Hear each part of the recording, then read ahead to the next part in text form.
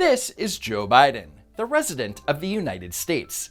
In September 2022, Biden was interviewed by 60 Minutes and was asked to comment on the FBI raid at former President Donald Trump's home at Mar-a-Lago, where they executed a search warrant to collect alleged top secret and classified documents. When you saw the photograph of the top secret documents laid out on the floor at Mar-a-Lago, what did you think to yourself, looking at that image? How that could possibly happen. How anyone could be that irresponsible. But was it irresponsible? That's arguably false. According to reporting by the New York Times, these documents were locked in a small room within a storage area in a compound complete with surveillance cameras and security personnel. And after visiting the property in June, federal prosecutors had asked the former president's counsel that the room at Mar-a-Lago where the documents had been stored be secured.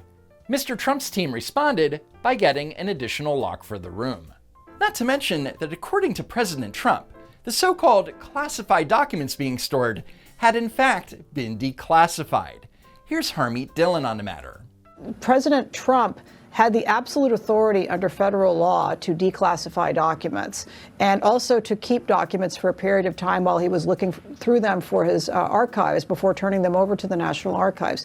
And even though the National Archives knew that these documents existed, and even though they knew the exact location of the documents, and even though in June, Trump invited FBI officials to retrieve those subpoenaed materials and surveillance video, the FBI still executed the raid. And the narrative from pundits and Democrat operatives like presidential historian Michael Beschloss was that the raid was surely justified, likely because of the content of those documents. I'm trying to imagine what it might have been, but if we're not even told what these documents were, they could be a document that has information on our nuclear codes, or another document that might list the names of CIA agents in another country, or a document that shows how the federal government is going after organized crime organizations. And it's not for Donald Trump to sell these things, to share these things with others. If he does, puts all of us in jeopardy. So Beschloss is suggesting that former President Trump may be sharing or selling national security secrets, or maybe even the nuclear codes. And of course, Joe Biden echoed this point during the 60 Minutes interview. And I thought, what data was in there that may compromise sources and methods? By that I mean names of people who helped, or et cetera. And it's just totally irresponsible. Joe Biden, a sitting president, was suggesting that the documents in a former president's possession were threatening our national security. What proof did he have? None. This wasn't based on fact or evidence. This was 100% political. But just remember, they will always accuse you of doing the very thing that they are guilty of themselves. Happening now, breaking news we're following. Attorneys for President Biden find several classified documents from his time as vice president at one of his private offices. You don't say. They're going through the boxes. The lawyer who is doing it because these were confidential family materials, opens a box and there is a plain manila envelope that says it's stamped VP Personal. So maybe that's how this all happened. When it got packed up, someone thought it was personal. So an envelope labeled VP Personal contained classified documents. How could anyone be that irresponsible? What we know is that when they go through, there were about 3 or 4 boxes that did not appear once they started going through them to have just personal things. And what they find, a number of records that are unclassified but fall under the Presidential Records Act. And then they find 10 documents that are classified. So not only were there classified documents sitting in an unsecure location not authorized to store classified documents, but there were additional documents that were supposed to have been returned to the National Archives under the Presidential Records Act. And one big distinction between the Trump and the Biden documents is that the National Archives knew exactly which documents were being stored at Mar-a-Lago, and there were ongoing negotiations for the return. With the Obama-Biden records, the National Archives had no idea they were sitting at the Penn Biden Center. In fact, they didn't even know they existed. But don't worry, it was a very small amount of these documents. By and large, I think we have to underscore 99% of what is found in this office is absolutely personal Biden material, including things like the arrangements for his son Beau's funeral, condolence letters. Wait, hang on. Joe Biden's son, Beau Biden, passed away in May 2015, and the Penn Biden Center for Diplomacy and Global Engagement didn't open until February 2018. And isn't this supposed to be some kind of think tank?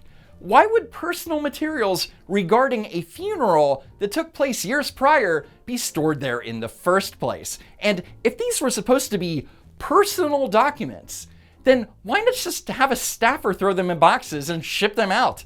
Why did it need to be handled by Biden's lawyers? This is all very fishy. But instead of asking questions, media pundits and Democrat operatives like former federal prosecutor Glenn Kirshner did everything they could to downplay the situation. We don't punish people for mistakes. Now, the devil's in the details. We'll see if this was a mistaken transfer of documents. But, you don't consider it a crime if, for example, you're sitting in an office, you pick up somebody else's briefcase and you leave. Well, if you realize you've got somebody else's briefcase, what do? You return it to the rightful owner. That is, according to the reporting, precisely what Biden's lawyers did. They returned these documents. Do you see the difference in the punditry? With Trump, they said it was a national security issue. With Biden, mistakes happen. We don't punish people for mistakes. Correction, we don't punish them if they're a Democrat. So the day after it was reported that Biden had mishandled classified documents, he read from a prepared statement on the matter. People know I take classified documents and classified information seriously. When my lawyers were clearing out my office at the University of Pennsylvania, they set up an office for me, secure office in the Capitol. The 4 years after being vice president, I was a professor at Penn. He wasn't a professor. And despite the fact that the Penn Biden Center was not authorized to store government documents, Biden claims it was a secure office. They found some documents in a box in a locked cabinet, or at least a closet. Or maybe they were in a paper bag under my desk, or at least in a plastic bag. And as soon as they did, they realized there were several classified documents in that box. And they did what they should have done. They immediately called the archives, turned them over to the archives, and I was briefed about this discovery and surprised to learn that there were any government records that were taken there to that office. So Biden's defense is ignorance. I was surprised, he claims. And he's saying that because Title 18, Section 1924, unauthorized removal and retention of classified documents or material, reads, whoever knowingly removes such documents or materials without authority and with the intent to retain such documents or materials in an unauthorized location. So by saying that he was surprised, that would suggest that he couldn't have knowingly removed or retained these materials because he didn't know about them. But the question is, if Biden is so innocent, then why did we only find out about it more than 2 months later? Case in point, the classified documents were discovered on November 2nd, 2022. On November 4th, officials at the National Archives referred the matter to the Justice Department. These documents were discovered on November 2nd. This didn't become public until my colleagues at CBS News reported this on Monday. That's more than 2 months later. Why was the public not informed while the White House prepared its PR response for 2 months? Again, this was under review. This is under review by the Department of Justice. I'm not going to go beyond what the president shared yesterday. I'm not going to go beyond what my colleagues at the White House Counsel shared with all of you as well. There was nothing stopping the Biden team from trying to get ahead of things and put out a statement like, For complete transparency, a small number of classified documents were found among personal items. We returned them, and the FBI is investigating how they got there. But whatever. Joe Biden has assured us that he takes classified documents very seriously. Besides, this is an isolated incident, so I say that we give him the benefit of the doubt. This is CNN Breaking News. All right, let's get right to the breaking news and on additional classified documents and other government records just found by President Biden's lawyers. That's right. It turns out that more classified documents were found. I know you're shocked. A source told NBC News that there was at least one additional batch of classified documents in a location separate from the Penn Biden Center, but there were no details about where they were discovered. The next morning, Biden's lawyers put out a statement revealing that location, and Biden was asked about it by Peter Doocy. Classified material next to your Corvette? What were you thinking? Let me, I'm going to get a chance to speak on all this, God willing, soon. But as I said earlier this week, people, and by the way, my Corvette's in a locked garage, okay? So it's not like you're sitting out in the street. So but anyway, was in a locked garage. Yes, as well as my Corvette. In other words, his garage was secure enough for his prized 1967 Corvette Stingray, and that means it's secure enough for classified documents. Come on, man. But as I said earlier this week, people know I take classified documents and classified material seriously. You think I'm kidding? I'm not kidding. So I'm excited about it. The president has said he takes classified documents very seriously. If that's the case, why were these classified documents being stored in his garage? Look, again, and not just me, he has said this. You have heard the president say this twice already, and he's said this before. Classified documents and information, he takes that very seriously. And you see, the garage is an appropriate place to store classified material. I'm not going to go into All of this is obviously amusing, because it was just a few months ago that Mr. Super Seriously was telling a press gaggle about he handles his classified documents. In simple terms, is it ever appropriate for a president to take home with them classified and top secret documents? Depending on the circumstance. For example, I have in my home a cabined off space that is completely secure. I'm taking home with me today today's PDD. It's locked. I have a person with me, military with me. I read it, I lock it back up and give it to the military.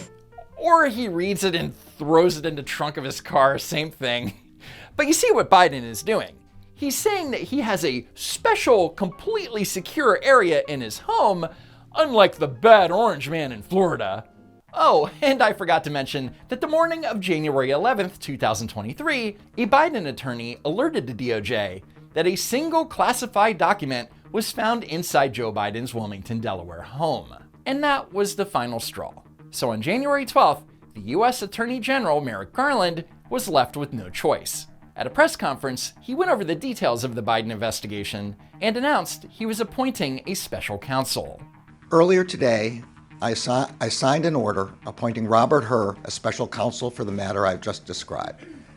The document authorizes him to investigate whether any person or entity violated the law in connection with this matter. An investigation to see whether anyone violated the law?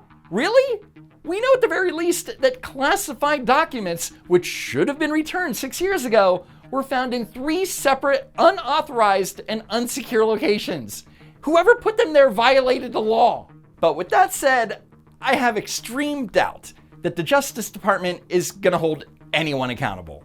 So after the special counsel was announced, Biden's lawyer, Richard Sauber, claimed, "We are confident that a thorough review will show that these documents were inadvertently misplaced." But according to author and former Chief Assistant U.S. Attorney Andy McCarthy, that's not a defense to a charge of mishandling classified information. It is tantamount to an admission of guilt. For conviction, federal law requires prosecutors to establish that the defendant was grossly negligent. There is no need to prove that an accused was trying to harm the United States, just that he was trusted with the classified information and carelessly flouted the standards for safeguarding it. So with Trump, Democrats like Pramila Jayapal have been chanting for the last 7 years that no one is above the law. But when it comes to Joe Biden, I would just point to the fact that these documents so far that we know, what we know, is that they were kept in a locked place that was a very small number. And, I don't know how important these are. They might be incredibly important. They were marked top secret. But the storage and the approach to this is completely different. And yes, Congresswoman, the storage is completely different. Trump kept documents in a small room with 2 locks, and Joe Biden kept classified documents next to his car. And despite the fact that classified documents from the Biden-Obama era were found not only in his residence, but also in his garage, well, he's gonna try and blame everyone else. Typical Joe Biden. And with that said, that's it for now. Follow me on Twitter. This breaking right now, an additional 5 classified documents have been found at President Biden's Wilmington home by special counsel Richard Sauber. In a statement, Sauber says he obtained these 5 pages Thursday, and they were immediately taken into Justice Department custody by officials who were on scene. And with that, Car-a-Lago is now officially the biggest political scandal of the year, for now. So follow me on Twitter at Don'tWalkRun, and make sure that you're still subscribed to the channel for updates. A special thanks to Poofy for her help with the video, and as always, I hope to see you next time. If there is next time.